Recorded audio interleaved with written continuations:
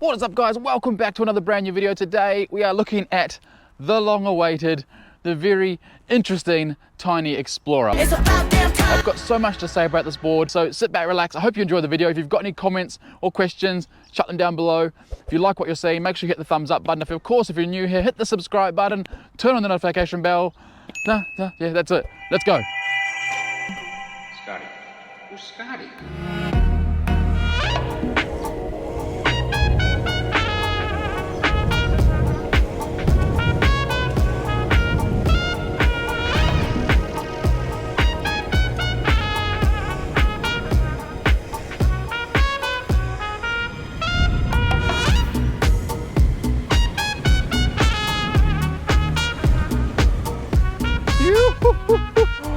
Tynee Explorer, really cool board. First things first, a massive thank you to Tynee for sending me the Explorer to review.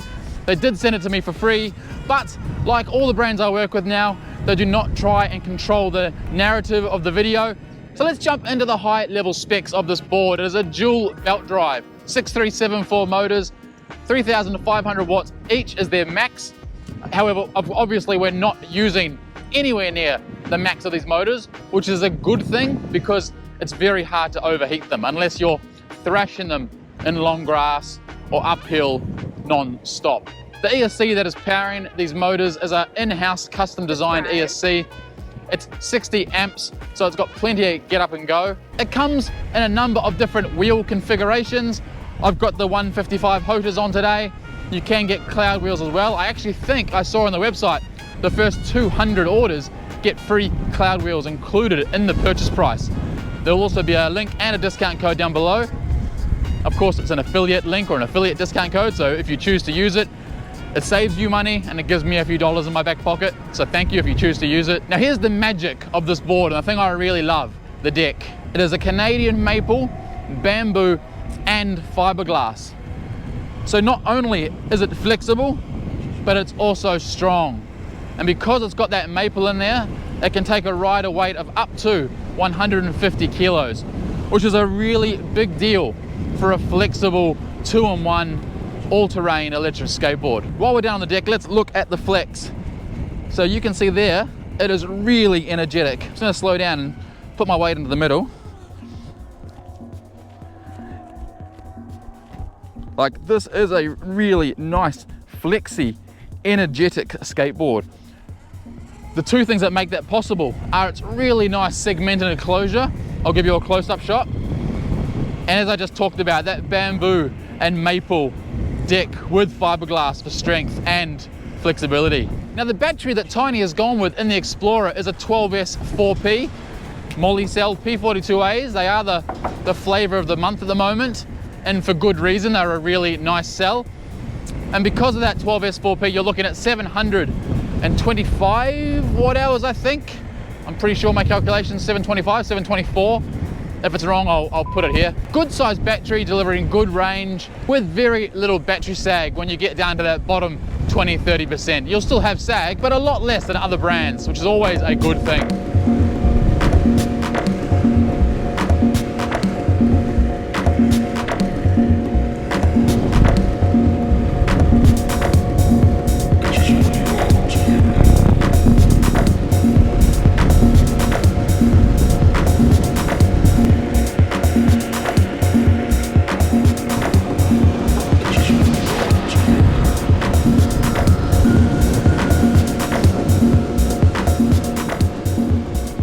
They claim 55 kilometers per hour, top speed.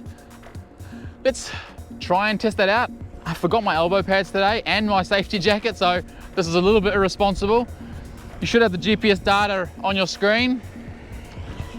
I do have my NobleMan knee pads on, but yeah, let's just see how we go. Let's see how comfortable I feel. I do have the TKP trucks installed.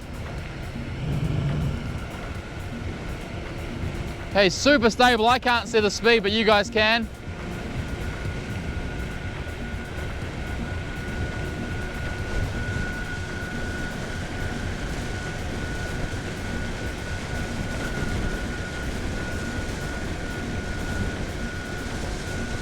Well, it's pretty windy. All right, I'm gonna slow down there. All right, Let's just quickly have a look. It felt about 43.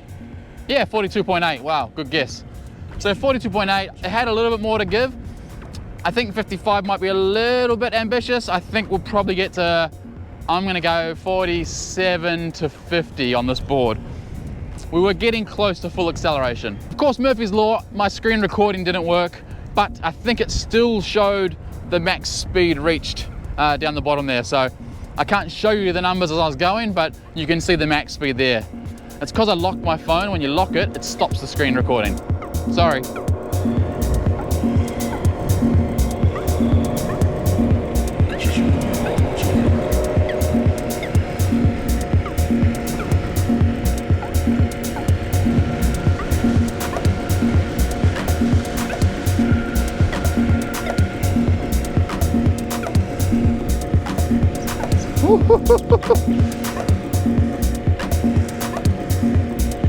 G'day, mate.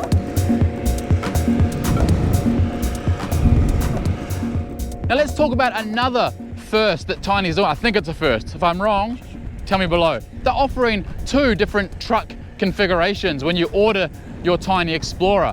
You can order it with just TKP, or you can order it with TKP and double kingpin trucks. So traditional kingpin and double kingpin, you can get it shipped with.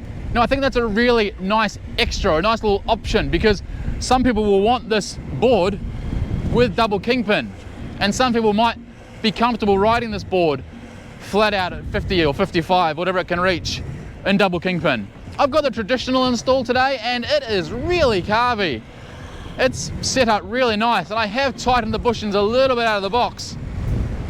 Has a really nice snowboard carve, sort of cutting in at the bottom of a barrel surf feel to it.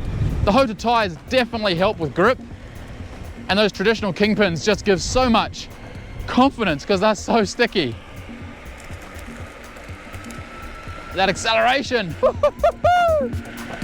Blind corner coming up here, I'm gonna slow down.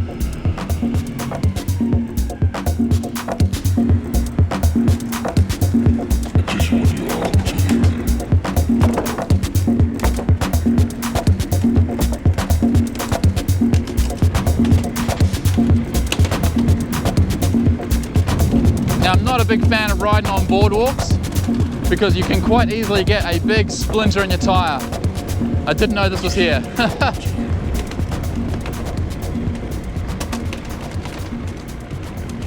While we're talking about the trucks, let's address the deck and the deck shape, because this is where the board, I think, really does, you know, combined with that flex, the TKP trucks, and that really nice drop down at the front and rear, you can just lock your foot in so well. It just, at the back there, you can see where my foot is. I'm a size 11 US. My toes are exactly where they should be. My heel is right on the edge, so I've got maximum carvability, if that's a word. And the drop downs are just aggressive enough that you can feel the outside of your foot pushing against it, locking you in, giving you that extra little bit of confidence to throw it into the corner a little bit harder. I do really like the shape of this board. It looks nice and it feels really good on the foot. This is sounding like an infomercial, I know. It's just a very, very nice board, and I hate to be this super positive, but when a board deserves it, you've got to be true. This is a really well-built board. I do have a couple of small niggles, which I'll tell you at the very end. Now let's move on to the ESC, because this is where I think Tynee has done a lot of customization and spent a lot of time thinking about getting the best result possible for the board. They have 4 speed modes, 1, 2, 3, and turbo.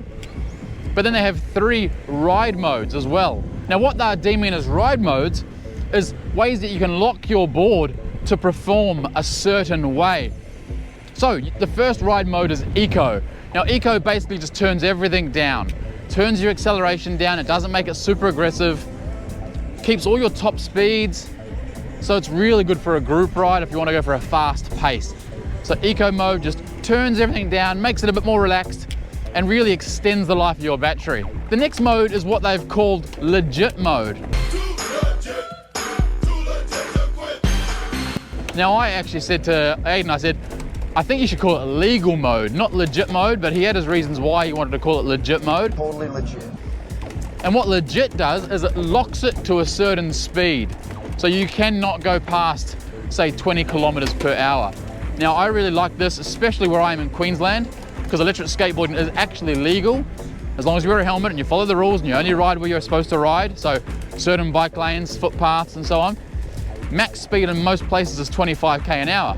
So by having legit mode, you can lock that board to not go faster. And the last one is normal mode, and that is exactly what it says it is, normal. Everything is back to normal, full acceleration, full braking, top speed. And to close off talking about the ESC, we have to talk about the remote control. Now, the remote control is again something that they've built from scratch. Aiden shared with me along the process all of their 3D prints and all the different models, and this is the remote style they've decided to go with. And I don't mind it. Yeah, it looks very similar to the original Hobbywing screen remote. It is really comfortable to hold in your hand, so I'm happy about that. But for me, it's what's inside that makes this board just so different from any other bamboo 2-in-1 out there right now. The customization that you can do through the remote is amazing. You can customize your acceleration. You can customize your top speed per speed mode. You can customize your braking per speed mode. So if you want to have 30% braking and 30% power in speed mode 1, but you want to have 80% braking and 100% acceleration in speed mode 2, you can. There are so many different settings in this remote control you can play with to get it working exactly how you want. You can really set turbo mode up for the track if you want to. Give it really soft brakes and a whole heap of acceleration so you can drift into corners and have a lot of fun. And for me, that just again is a big selling point for this board. Having that ability to change your acceleration, your top speed, your braking, all from the remote, no app required. You don't need to plug it into a computer. It's a big, big plus. Now, I'm not saying this is better than a Stormcore or a Vest, because it's just not. They are very, very beautiful, smooth, well thought out speed controllers. What I am saying is, this is better than a Hobbywing. This is better than the Lingy Fox we're seeing at the moment, starting to drift through with the Meepos and the BiBuffs. The customization on this is just well thought out and very, very welcomed in a production board for 1,500 or less.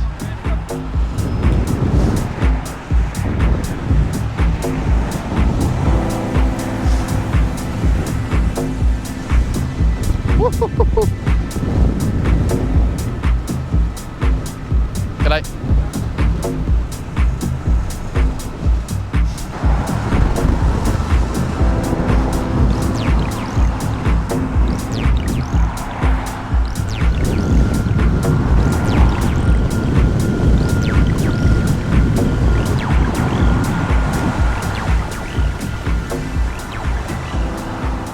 Alright, and the absolute last point to close off the ESC and remote chapter of this video is, one, it has cruise control. So you can find your speed you want, tap the top button, and off you go. Second point is, and this is something I really, really like, it has a physical reverse button. No double tapping to access reverse. Slide that down, and you're in reverse. Whew. Slide it up, and you're going forward. Really like that feature. It's something that I know lots of people have asked for in the community, a physical reverse button, and it's here. Whoa. Ah, muddy.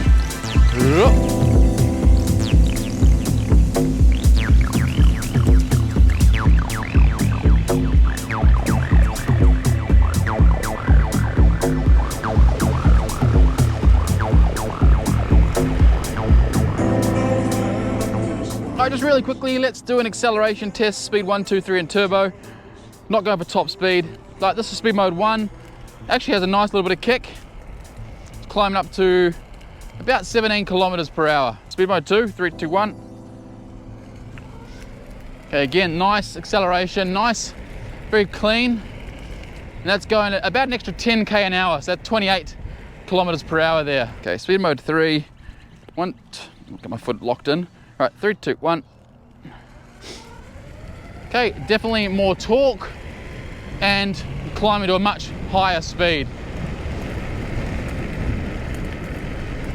Sapping out there at about 38. All right, and lastly, turbo mode. Battery is not full, just FYI. Okay, let's just make sure I'm on here. 3, 2, 1. Whoa! I had to really lean into that. So torque is much, much cleaner, and obviously a much higher top speed. Sorry, all this loose shingle makes me nervous. I just wanted to show you the pickup differences, or the torque differences, the acceleration differences between each speed mode. Now, it's actually a completely irrelevant exercise, that, because you can customize every single speed mode. So if you want to put speed mode 1 to 100% acceleration, it's going to feel very similar, well, exactly the same as turbo mode. So kind of a pointless exercise, but just showing you how it comes stock standard. Now let's quickly cover off braking.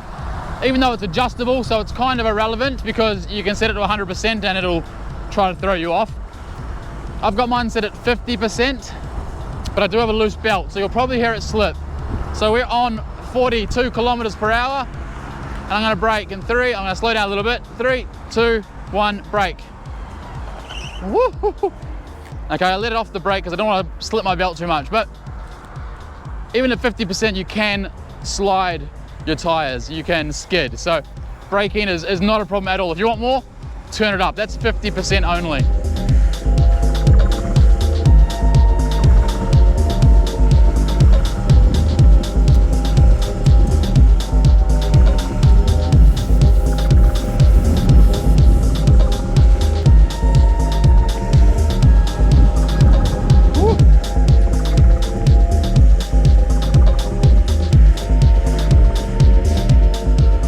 And the absolute last point before we go and do the SWOT analysis is just the handling.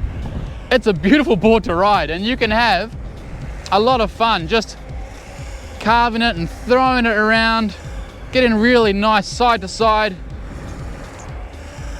The bush in and truck combo just feels right. There's no flat spots. It has really nice return to center. The Hota tires just stick.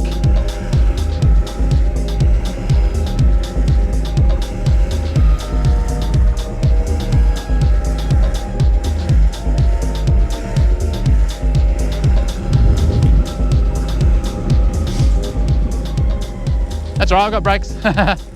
Off you go. You're working harder than me.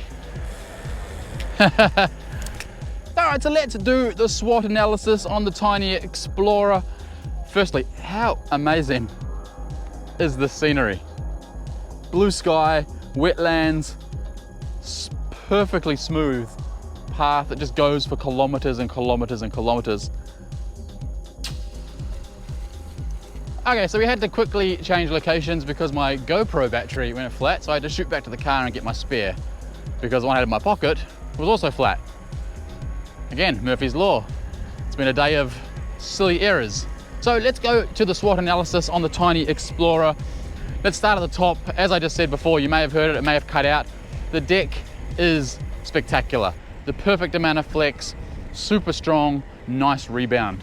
The trucks are the perfect choice, the TKP, but if you want to have more carve, you can go for the double kingpin.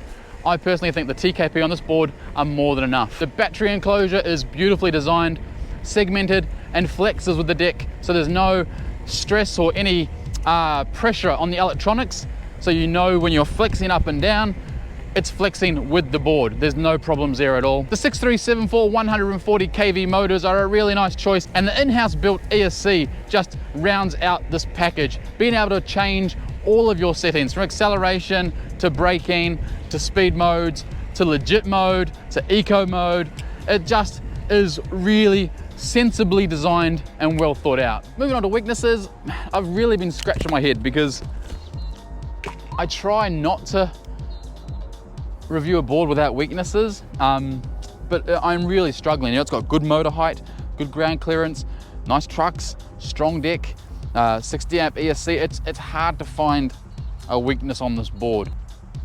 It's a great board, it honestly is. If you don't like carbon, if you want to have a flexi board, a flexi ride, this is a very, very strong contender. Right, now moving on to opportunities, and there's two really silly little things that bug me about this board. The first one, and I don't know if it's just mine because mine was the very first sample, the valve length is really long. I feel like it sticks out. They don't normally stick out this far. My God, that's a lot of thread. The valve length is super long, and because of that, you can't stand this board up on its wheels when you're working on it. So if I stand like that, it hits the valve, and I feel like that could damage the valve where it goes into the tube if you do it numerous times. That's one silly opportunity. The production ones might be completely normal. It might be just this one. My next opportunity, and it's something I'm going to do when I get home, my motor guard has a really small metallic rattle. So I'm going to go through and put a little rubber washer or graphite washer on each one of these 6 bolts. Maybe they could put those washers on or put something there to stop it from rattling from the factory. And of course, let's end with threats. I'll give you one guess if there's any. No, there's no threats. So guys, let's end the video there. Thank you so much for watching. I hope you found it informative. If you've liked what you've seen, please give it a thumbs up. If you're new here, please consider subscribing. We're inching closer to that 10,000 number when we'll be giving away an electric skateboard, brand new electric skateboard, delivered to one lucky subscriber's door. Turn on the notification bell so you see all my uploads. And don't forget to comment down below with any questions, any thoughts. If you've got any questions about other boards, put them down below. I always try to answer every single question or comment within about 24 hours. It's getting a little bit busy at this time of year with a full-time job and a whole heap of electric skateboards, but I do my best to respond as quickly as possible.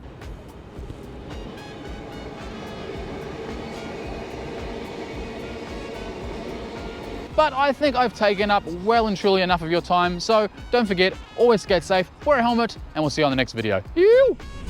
Scotty. Who's Scotty?